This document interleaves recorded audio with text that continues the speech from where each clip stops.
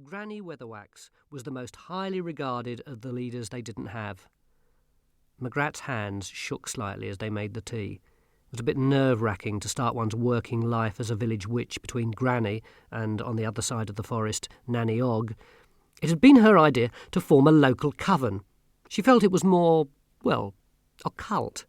To her amazement, the other two had agreed, or at least hadn't disagreed much.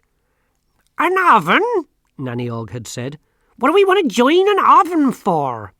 "A coven, Jither," Granny Weatherwax had explained. "You know, like in the old days, a meeting." "And knees up," said Nanny Ogg hopefully. "No dancing," Granny had warned. "I don't hold with dancing, or singing, or getting overexcited, or all that messing about with ointments and similar." "That's good to get out, though," said Nanny happily. A coach crashed through the trees at the forest edge, ran on two wheels for a few seconds, righted itself against all the laws of balance and rumbled on. The coachman, standing upright like a charioteer, pushed his hair out of his eyes and peered through the murk.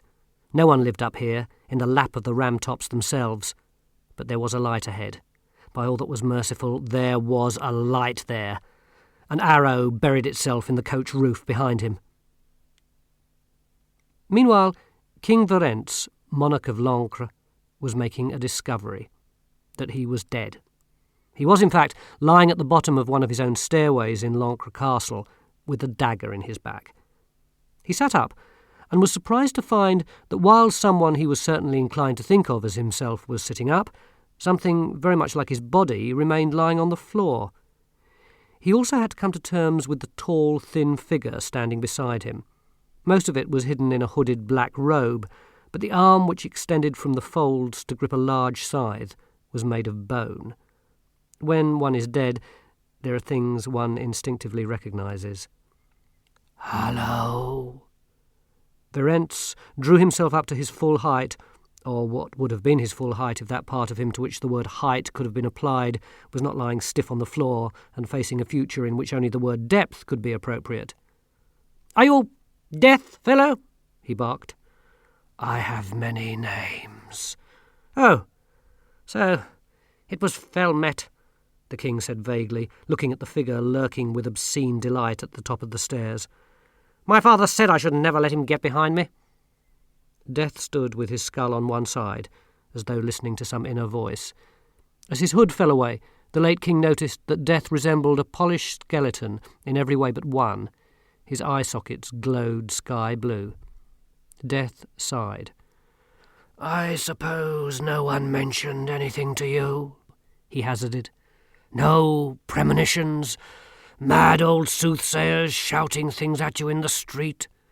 Death laid a hand on the king's shoulder. "The fact is, I'm afraid, you're due to become a ghost. Don't let it upset you." Wyrd watched his own corpse being carried reverentially from the hall. "I'll try," he said, "but I don't think I'll be up to all that business with the white sheets and the chains. Do I have to walk around moaning?" Death shrugged.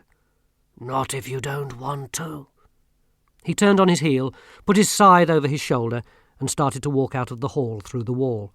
"I say, hold on there!" shouted Wyrd, running after him. He found Death fiddling with the girths of a large white horse standing on the battlements. It was wearing a nose-bag. "You can't leave me like this," he said. Death turned to him. "I can. You're undead, you see. But don't worry, it won't be forever. Only until you have fulfilled your destiny, I assume. These things generally become apparent." "And until then I have to haunt this place?" King Wyrd stared around at the draughty battlements. "All alone, I suppose? Won't anyone be able to see me?" "Oh, the psychically inclined.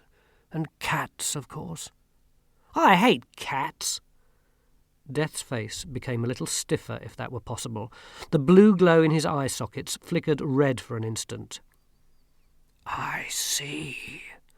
The tone suggested that Death was too good for cat haters. "You like great big dogs, I imagine." But Wyrd had suddenly vanished into the wall. "Don't mind me, will you?" said Death peevishly. He looked around him